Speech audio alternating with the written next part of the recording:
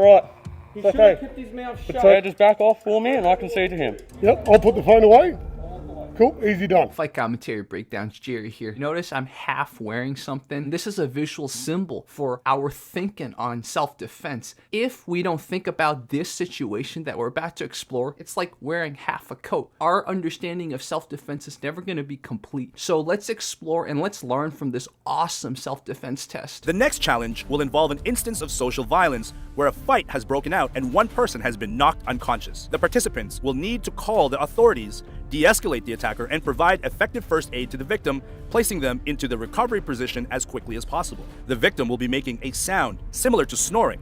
This is not a sign that they are asleep, but instead a sign of severe danger known as an airway occlusion. This means participants will need to take action quickly, as waiting too long could result in the victim's death. The moment I saw this, I knew I had to explore. Because in America, the common trope is a group of people will watch, somebody's gonna yell, "World Star Hip Hop!" If a knockout happens, there's gonna be a huge whoa! And there's probably gonna be a few people filming. But nobody thinks about what happens afterwards. It's so important, but it's something that honestly, it's never even occurred to me. How do regular Aussies react when there's a knockout? Is it kind of like how Americans react? Oh, World Star Hip Hop, let's film it. Yeah. Okay. Yeah, pretty much. Cloud around and you got knocked the F out, you know, that kind of thing. It's all very similar. So there's nothing culturally different that might have generated this scenario. I still remember playing football back when I was at school, and same thing happened. A guy went in for a tackle, hit the other guy's knee, and he's out snoring, and we thought it was hilarious. But it's just now that we're older and a little bit wiser, I guess, we understand that it actually means something, and it is pretty scary. So we're trying to correct the error of our ways, I guess.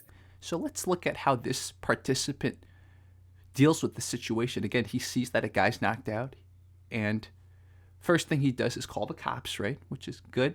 I mean, I've done that before. I've seen people get into fights, and then the first thing I do is call the cops. So this is something I know I would do because I've done it before, but I would probably just leave it at that, right? That's how I would do it. I don't mind admitting that. So look at what our participant, an Aussie, does. He's sort of lingering around, trying to decide what to do. He's kind of seen that, okay, the guy's not waking up, so he knows he probably needs to do something. So he's sneaking up on the guy, and he's going to try to incapacitate the dude who's still being aggressive. And he succeeds at that, but it's not what this test is looking for. Kevin did a great job of calling the authorities. However, he did take quite a while to approach the situation. We edited that part out for your viewing pleasure. In this time, the victim would have likely died. While Kevin did a great job of sneaking up on the attacker, physical intervention was not necessary in this instance, as the attacker was able to be verbally de-escalated. The time spent incapacitating the attacker and holding them until police arrive would be better spent rendering first aid to the victim. I don't know what I would have done, and I think many of you would have not known what you have done because we don't usually think about what happens after a fight ends. All of these people who participated and tested themselves, I give them credit for just putting themselves on the line to see what happens. I don't think we have enough case studies to really know what the proper answer is. Now, when they designed this test, they of course had their ideal situation. I think it's going to be very different depending on the country, depending on the laws. That being said, I want you guys to opine as you guys watch what these participants did, which ones, according to your understanding of self-defense, according to your country's laws, according to your country's weapon allowances also, which ones did it the best? Obviously, in America, there's guns in addition to knives, which it's mostly knives in Australia. How would guns change things in America? So just a lot of things to think about. Let's keep watching. So here, see Jeff Phillips over there? That's the guy I'm interviewing to get his thoughts. And I'll definitely cut to more of the interview. But anyways, here's your second participant. He sees what's going on, and immediately he's calling the cops. And notice he's also staying hidden, right? So that's pretty good self-defense too. He's staying hidden, not trying to make himself a target. He doesn't even try to engage the attacker. Notice, he's just like, okay, I called the cops, I'm leaving. And I know many of you would have agreed with this. While Nick did a fantastic job of calling the authorities straight away, the reality is they would not have arrived as quickly as required, which is why we sometimes cannot rely on the help of others, policies and procedures, or surveillance. It would have likely been anywhere from 15 minutes before police were on the scene, which, considering the symptoms of the victim, would have been too long.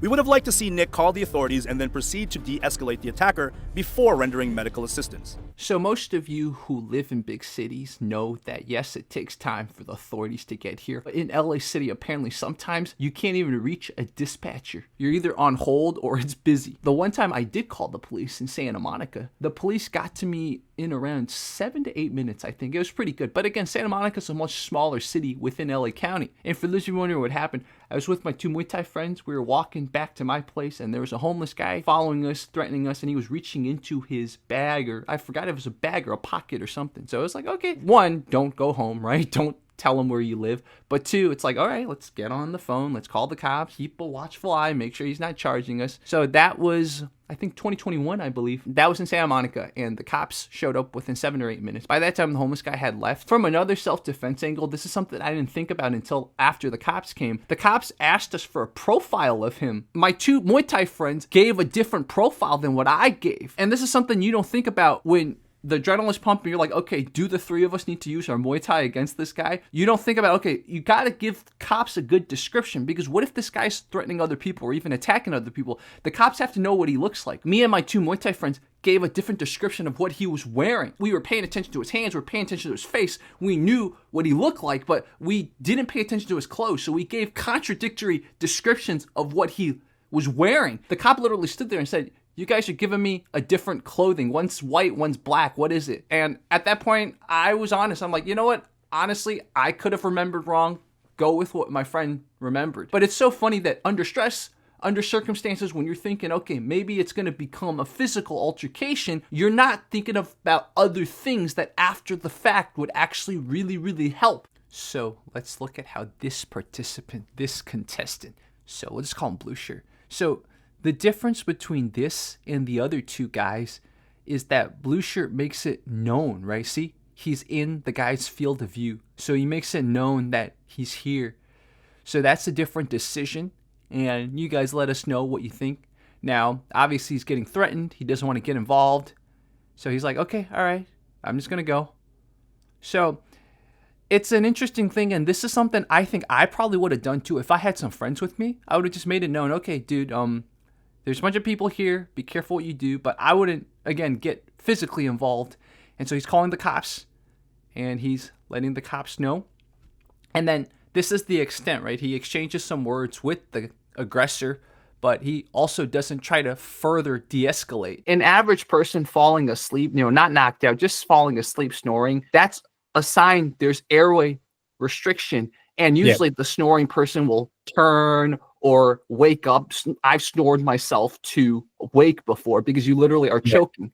But a person knocked out doesn't have the same faculties, right? And so when a person's snoring, trying to swallow their tongue, and the person's knocked out, that's a big warning sign. And this is the first time I've ever put 2 and 2 together. So thank you, Jeff. Thank you. I appreciate that. That was good. Yeah, I'm glad. And this is the aim of the series, is to get people to think about it a little bit more deeply. I want to do the next series without martial artists, maybe have 1 or 2, just have ordinary people from different walks of life, because the way they navigate these situations is very different, and they may come up with something brilliant. Spinning back kick can solve a couple of things. I want to see like real thought processes that real people can use, not your high level martial artists as such. To add to that, for example, as a martial artist, sometimes when there's a situation that might present a threat, our body language will be a certain way, whereas let's say an average person might not be as on guard. And that could be a good thing or a bad thing, right? It depends on the circumstance. Yeah. And the more circumstances you bring out that we've never thought about, usually from a martial arts standpoint, and the more of these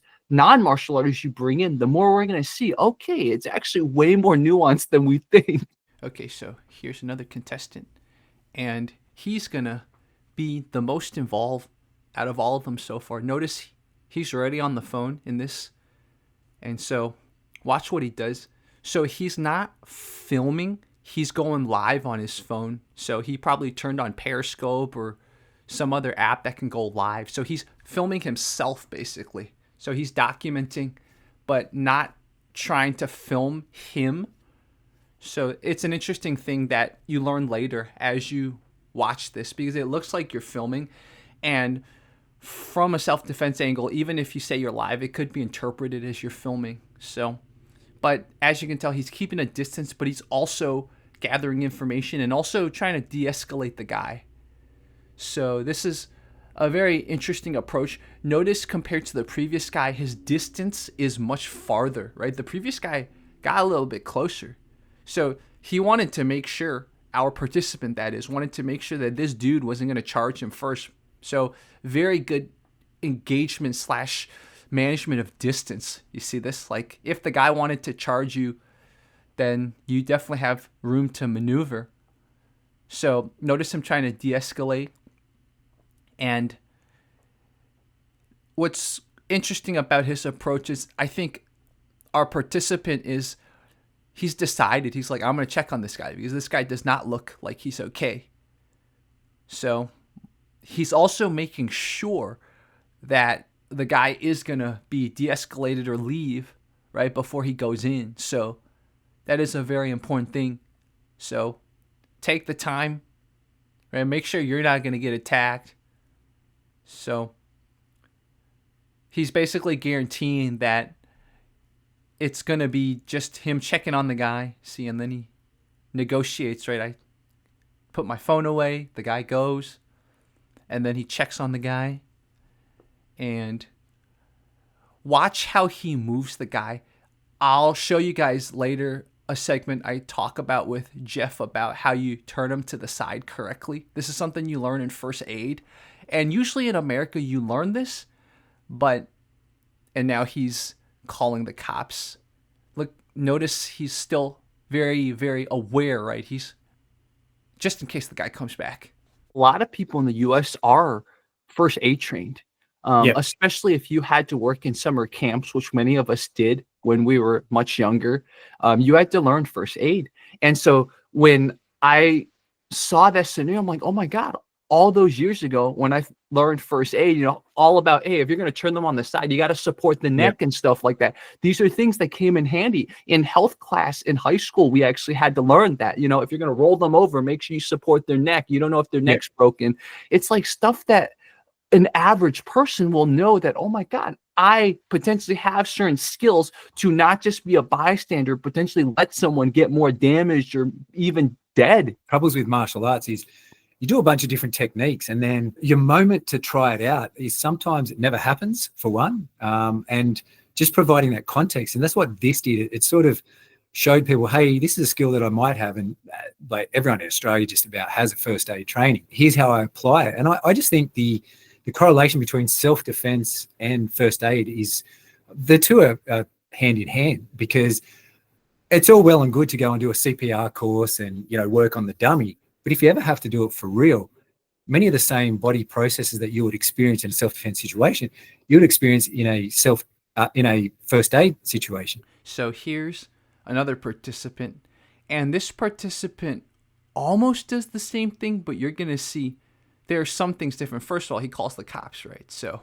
he calls the cops immediately, whereas the previous contestant called the cops after de-escalating and making sure the guy's okay. Watch, he's not trying to be aggressive, but he's coming off so he's trying to give orders. He's a little bit more aggressive.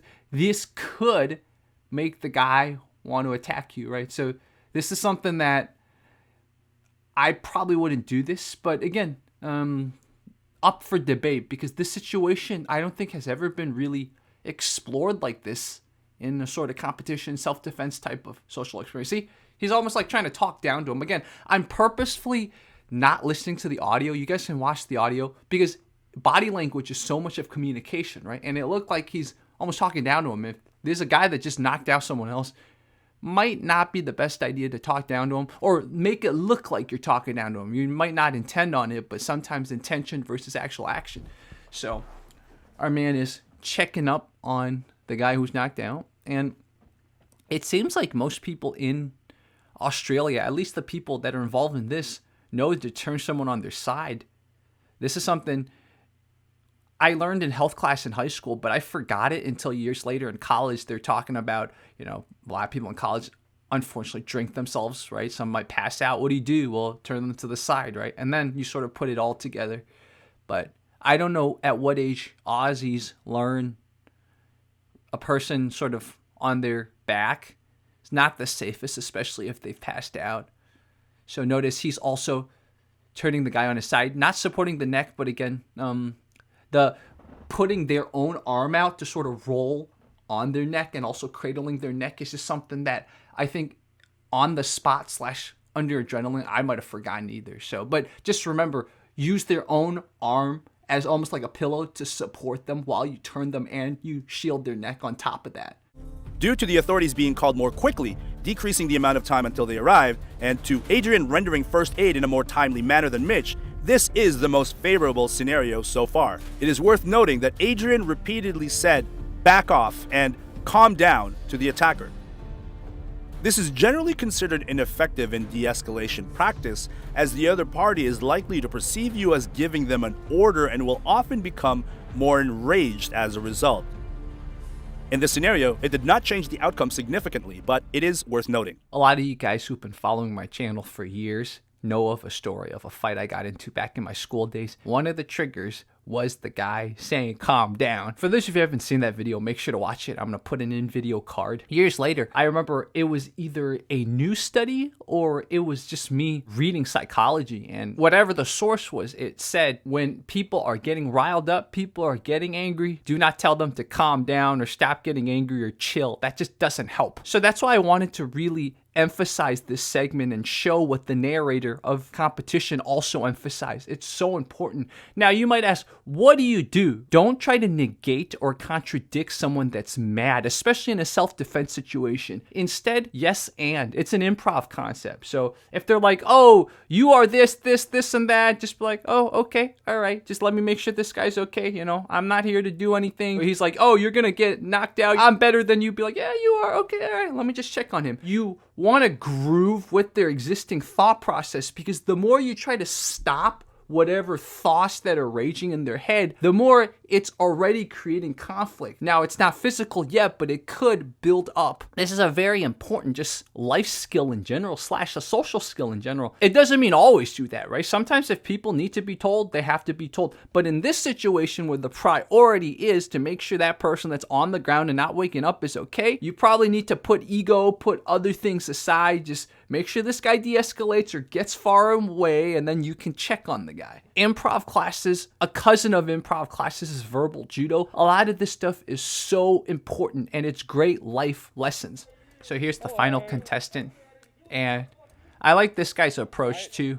So notice he's just saying he's passing through, and his body language is very non-confrontational, right? Like some people are just able to show that they're not a threat. What do you do wrong? Our man here is very good at kind of showing, look, I'm just a guy who just stumbled on it. And so I like observing just how his body language is. See, he's just like, "Oh, I'm just a dude passing by." You can tell immediately. This is why sometimes it's important to watch a clip, especially self-defense scenarios. Watch a clip without the audio. You can see body language communicates so much. So notice he goes somewhere to call the cops, make sure there's a lot of distance, right? And this is very smart, because if you call the cops in front of someone, that might intimidate them, but maybe it might actually egg them on. You never know. So that is a pretty interesting self-defense idea. And then he's asking if he can help him, please. Notice he's using the word please. He needs help. Can I help him, please? So some people will be like, "Oh, he's asking for permission or whatever," but this dude's angry, man. This dude's very angry, you know? You probably don't want to try to demand stuff, right? Just make sure he knows you're mostly focused on the dude that's on the ground. You're not trying to do anything to this guy. I've got no interest in getting close to you. So he even said, "I got no interest getting close to you." So notice he's just turning him on the side. Again, they don't really support the neck, but maybe that paradigm's also not as important anymore. But I would support the neck, like roll them on the side and then have their arm, their whatever arm that's closer to the ground, supporting their head when they're on their side. Everything's all good. He's learned his lesson. And so he's still trying to verbally de-escalate even after he helps. Okay. And Apologies. so he is a little bit more apologetic. And sometimes if you over-apologize, it interpret it as a weakness, right? But I just like how this guy comes off as no threat. Dylan also ticked all the boxes. He called the authorities, de-escalated the situation, and rendered first aid. Dylan provided the best example of de-escalation as he remained empathetic to the attacker as opposed to giving him orders or instructions. This guy Dylan is such an awesome self-defense paradigm. I'm sure you guys can give me an example, and if you guys have any, please leave it in the comments. But some people, when you just surround them, you can just only feel positive emotions. Even when they talk and just tell they're very gentle people. A broader self-defense paradigm is, how can you be one of those person? If you guys remember the Texas A&M shooting back in the day, there was a couple that met the shooter and they weren't offed by the shooter. And from my understanding, the shooter just got something, got like a warm vibe. That couple, I think, is often considered one of the luckiest couples that day. So from a self-defense paradigm, think about it. How can you conduct yourself in a way that even the most evil people can't do the evil to you? This is a more theoretical type of thing to think about. Since this video is about presenting new paradigms, exploring topics in self-defense that we don't usually think about, let's think about this point I make. So I'll end off here another example of how maybe non-martial artists, non-fighters think about certain situations. One of the best examples I ever had was a young girl that I taught, like I did a couple of days seminar things with her and her school friends because they were going to high school. And she got on a train one day. She was only like 13 years of age. A lady, funny enough, sat next to her and was being quite creepy towards her, saying things that were very inappropriate. The train was empty. She sat right next to her. So all the red flags, all the warning signals sort of came out to this girl. And then another girl got on the train that she didn't know that sat sort of further down. And as soon as that girl got on the train, she just went, "Oh, hi." And she made up a name. She was like, "Hey, Lisa, I'm over here." "Oh, excuse me." Went and sat next to her. She said to the lady, "Oh, that's my sister," sat next to her. She explained to that girl and said, "Look, this is what's happening. Can I sit with you?" And they stuck together and took care of the situation. No fighting. The girl's a 13-year-old girl. Let's be honest. If someone tried to attack a 13-year-old girl, really difficult for them to fight them off. So think of other ways. And that was a perfect example. And these are the kind of things we're trying to get out there, is some other solutions other than fighting. There was a similar situation I had one time riding the bus. So I was riding a pretty sketchy long distance bus from Vegas back to LA, and I didn't know it was sketchy. There were people trying to bother me, but they backed off because they're like, okay, this guy's not phased. There was a girl, former model, who was sort of getting harassed. I wasn't aware because I was sitting in the front, and she did a similar thing. She saw that there was a seat next to me open. She ran next to me and pretended she knew me. And I was like, okay. And the funny thing is, there were other people on the bus who were sort of aware that there were sketchy people. So they kind of banded together. Like later on, we took a rest stop, and another guy, a guy too, he came up and like acted like he was my friend. Like we were all together. And I'm like, that is such a creative way, because obviously I was probably the only martial art there. There were some people on the bus who definitely had been in prison. The other people who they've been riding this bus, but they weren't martial artists. They had other ways outside the box. I was thinking, okay, do I need to like throw hands? Do I need to like, that's how I'm thinking, right? When everything's all you got's a hammer, everything looks like a nail. And that's what we're trying to do, is trying to differentiate from that a little bit and come up with those strategies, because there are plenty of ingenious ways that people have dealt with things. We're trying to bring them out a little bit now. And the next series we're going to do is going to be a women's one. We don't want to portray that, you do a self-defense course, you're ready to fight a grown man. That's not the case at all. Yeah. Like Amanda Nunes, I don't know if you saw the interview she did recently. She was working somewhere and she got into a fight with someone that worked in the kitchen. So they went outside, her and this guy squared off, funny enough. And the guy dropped her 3 times. Now, that's Amanda Nunes, one of the best in the world. And this guy, don't even know if he actually trained. We want to be real about this stuff too. Yeah. So that's the thing, where put a couple of martial artists in, but we just want people from different walks of life that may come up with better solutions than what we can. I'll keep covering this series, and when Ruckus comes out with this 3rd season, I'm going to cover his, so don't worry. I got it all covered. So happy that we're thinking and rethinking self-defense. A lot more to come, guys. So let's watch what's next in the episodes for this series. We're going to do an active knife one. So we had a couple of famous incidents in Australia where people are running around stabbing people. And so we kind of replicated that to some degree. And on top of that, we gave contestants an opportunity to go and redo it. So if they chose to, if they weren't happy with their first example, we gave them another opportunity. So one thing that's not a spoiler, we give one person points in this one, not because of their actions, but what they said in the interview afterwards, because yeah, it just made a lot of sense why they did what they did. And yeah, so we wanted to incorporate a little bit of that too.